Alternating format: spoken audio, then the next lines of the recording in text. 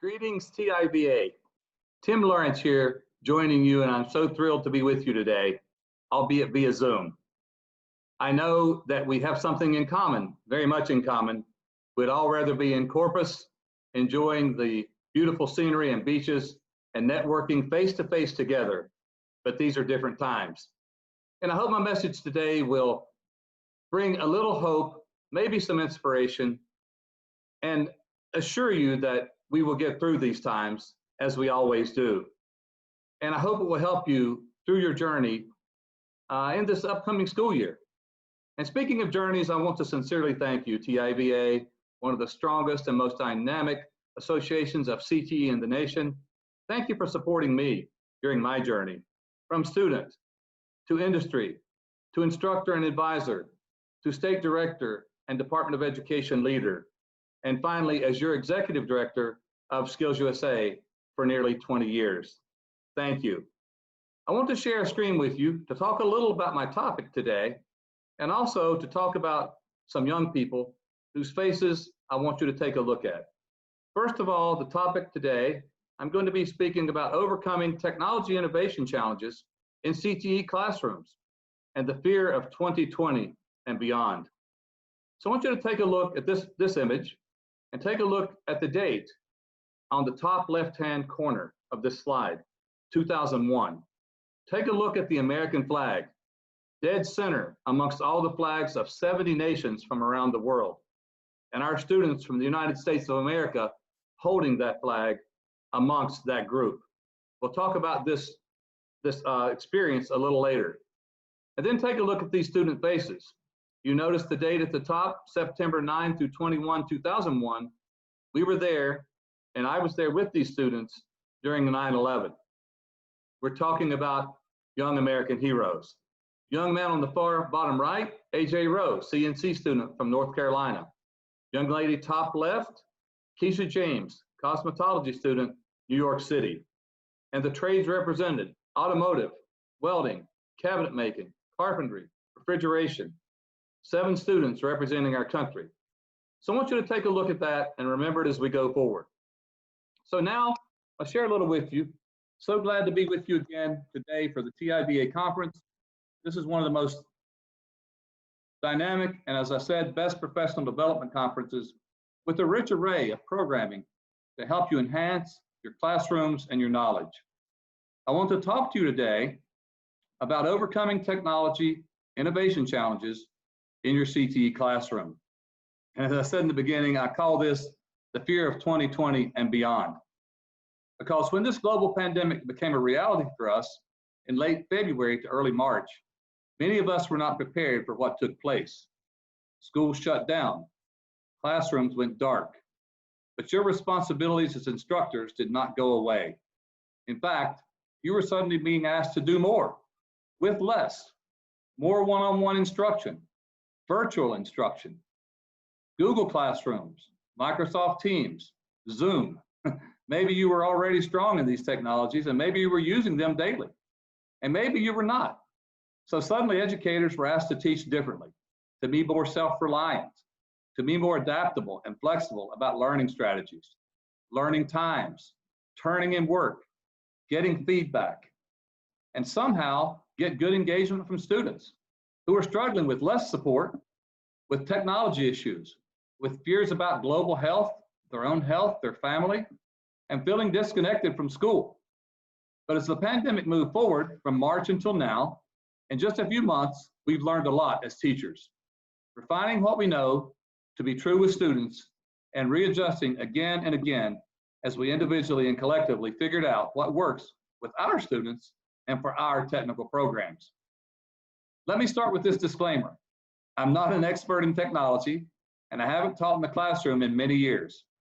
I began my career after time in industry. I was a welding instructor and taught for nearly a decade before moving on to state Skills USA leadership, and then moving to the national headquarters of Skills USA, where I proudly served as your executive directors for nearly 20 years. In fact, I was retiring mid-February just as this COVID crisis ensued. What I do want to share with you today, and what every teacher can apply to every classroom, is the need for digging deep and finding your own resilience, your own adaptability, your own flexibility. More than any technology, these essential skills will see you through this teaching crisis and many more. And just like they say on airplanes, you need to put on your own oxygen before helping others. I want to share with you, as I promised I would, a time of another crisis. Back in September 2001, I was serving as the team leader for a group of American CTE students called Team USA, competing in the World Skills International Competition. And this crisis of 9/11 shook the world. It shook me personally. It changed things for a long time. And it affected the students I was mentoring in world competition. This team that I was with, we were in Seoul, Korea, by the Hong River in the Hong Hotel. At 11 p.m., AJ Rowe, the CNC student from North Carolina, came to my room and said, "Mr. Lawrence, are you watching TV? Something's happening back home." I said, "No, AJ, what's up?" So as that ensued, all other students, 6 students, 7 total, came to my room. We stayed up all night long and we watched in horror as both trade centers came down. We watched the news reports about Pennsylvania, about the Pentagon, and those students didn't know, nor did I know, what was happening with their families. Cell phones were down, landlines didn't work, phones would not work, planes were not flying. I asked the students to make a decision. I said, "Students, I want you to go away into another room, talk about this. They tell us the planes will probably start flying in a couple of weeks. Make the decision. Do you want to stay and compete, or do you want to travel home when the planes start flying?" They walked away from me and came back in about 2 minutes and said, "Mr. Lawrence, we're staying. We're representing our country. That's why we're here." Luckily, our families were okay, as we found out 2 to 3 days later. But as those students moved around Seoul, Korea, wearing the American flag on their left shoulder, wearing the red, white, and blue, carrying the American flag, the stars and stripes, everyone was asking. The news media was thrusting cameras into their face and microphones saying, "Who do you think did this to your country? What should the United States do to retaliate?"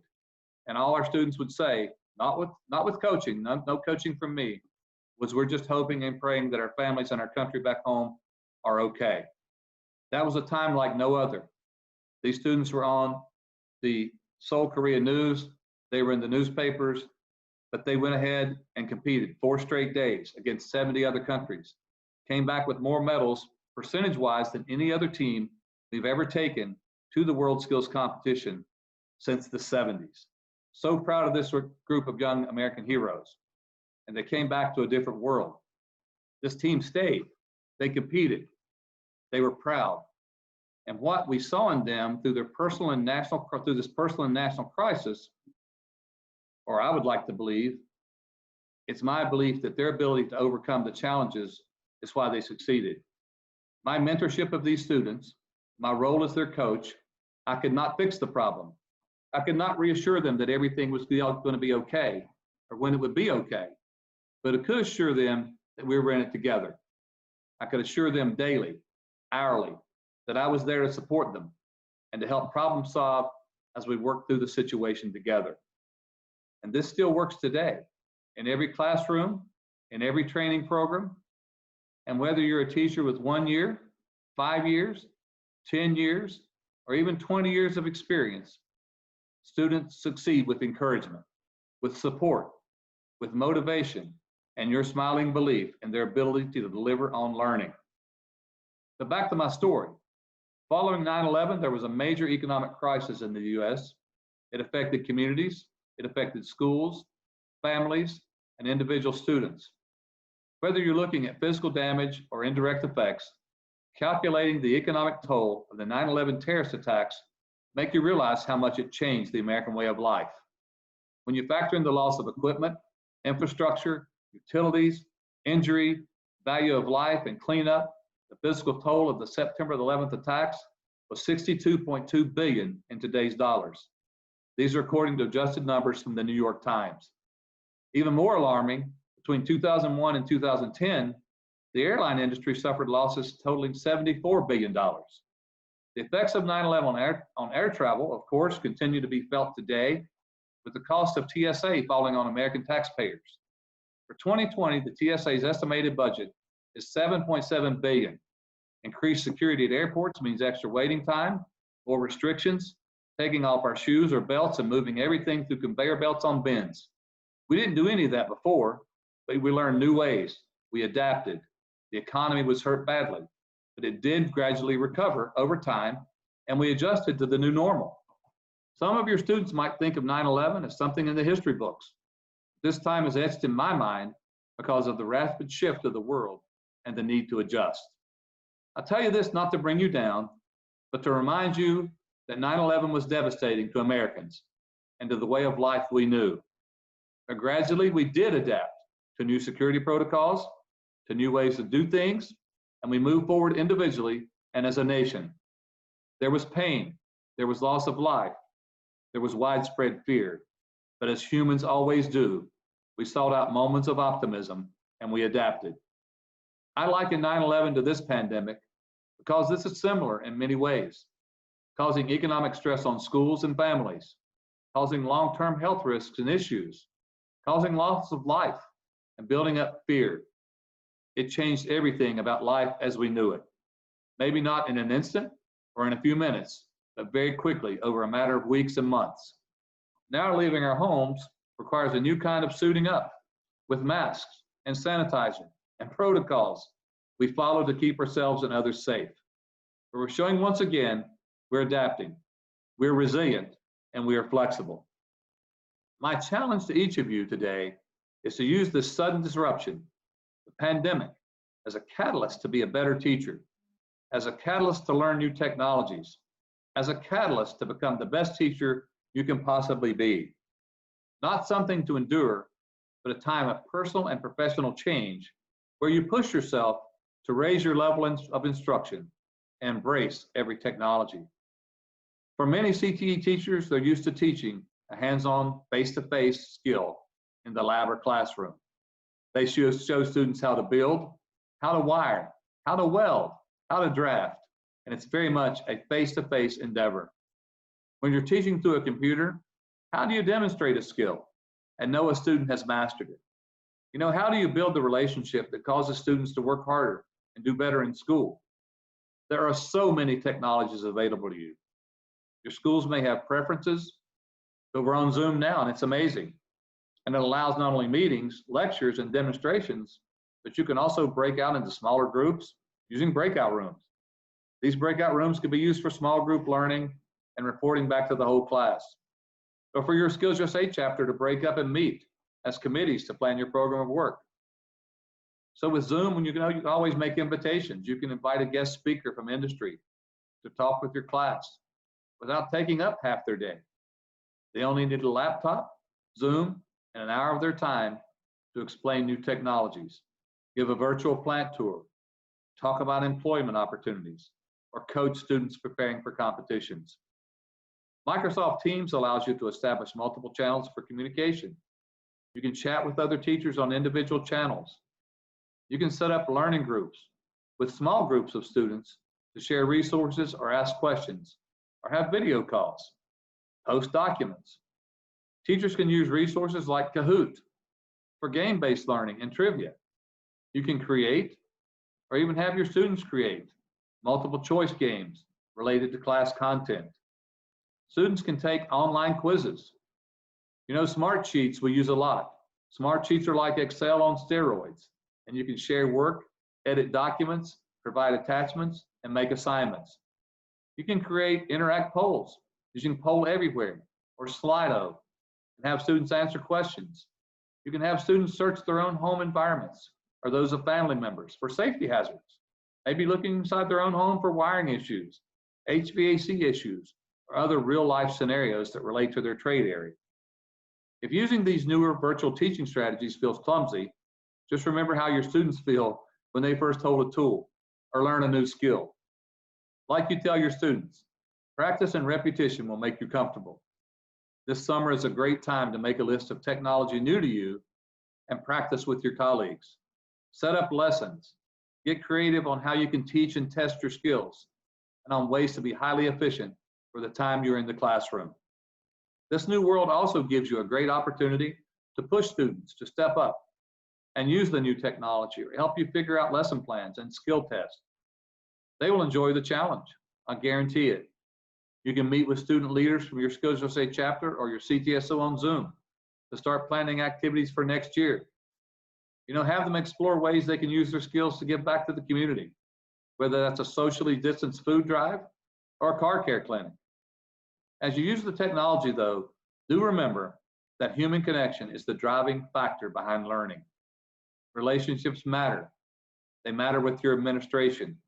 They matter with your fellow teachers, and they especially matter with your students. Build in some time for conversation, for students' virtual hangouts, to share with each other, and allow some relationships to build. Assign small groups work or breakouts so students interact with others. And don't forget to get your students away from the computer and doing things hands-on. They can video themselves demonstrating a skill. They can give a talk about a project or a skill they're working on. They can interview an industry partner in their field. Educators, my biggest fear for the future isn't how we'll get through this pandemic. We will. I worry about education moving away from a traditional classroom setting in which a teacher interacts with students on a daily basis. I think that will be a colossal and catastrophic mistake. I worry about a trend in this country that before the quarantine, modern students seem to be isolating themselves more. They're going to fewer football games. Students are dating less. They're engaging in more online socializing, more than any generation in American history. I worry that even before the coronavirus lockdown, students were more likely to suffer from anxiety or mental health conditions than any other generation. Rates of depression, anxiety, they were already rising. I worry that students are losing out on needed structure and safe places. Physically attending school requires getting up, interacting with other students, and fostering relationships with teachers. Often school provides a place for emotional support, for safety, and for meals for students with unstable families or economic challenges. School can be a refuge for these children. But using Google Classroom does not empower a teacher to keep a struggling student after class, to ask that student what's wrong. YouTube videos can't make eye contact or gauge a student's level of engagement. Zoom meetings will never capture the nature of powerful teaching that exists on a personal level.